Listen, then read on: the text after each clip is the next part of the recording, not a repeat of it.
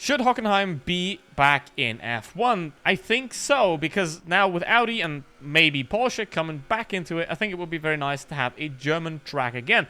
And another thing based on that, in the F1 games, as you can see right here, it is a very nice track to drive.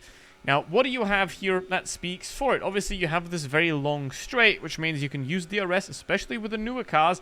You can get a slipstream, and you can overtake quite well on this track. Now, you also have 3 DRS zones on the main straight, on the straight leading up to this one, and then on this long straight.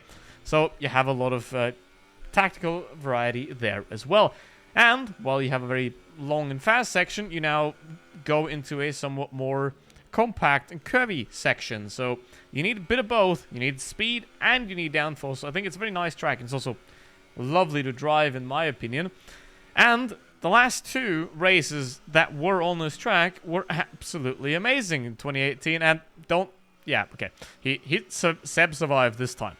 In 2018 and 2019, the races were pretty good. So should it come back? Absolutely. However, the biggest problem speaks against it coming back is that someone's going to have to pay for it. Let's do a race, start from last, because why not? That is very interesting. And it can happen here. This is not like Monaco, where you just can't overtake at all. You're going to have a lot of opportunities to overtake on this track, especially something like this. And, I mean, Monaco, it's a track for historic value, but it's not really a great track to race on. And given that Russia will be out, hopefully forever, I think there should be another track added. And why not be this one?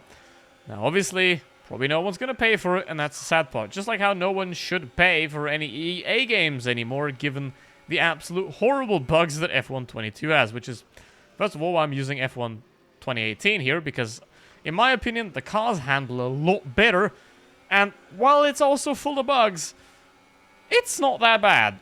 And it also doesn't have customizable couches, so that's a good thing in terms of the racing, because who the hell cares about customizable couches in a racing game? That's just weird. And now Leclerc gets overtaken on the outside, and yeah, poor guy.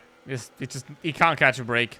He'll suffer forever. Ferrari, save that man, please. And it's also a track with a lot of overtaking opportunities. You can get past Perez right there. You can get past Magnussen, even in the hairpin. You can get past Sainz into the first corner. You can get then overtaken by Sainz into the hairpin. However, just cut back and you're back in front again.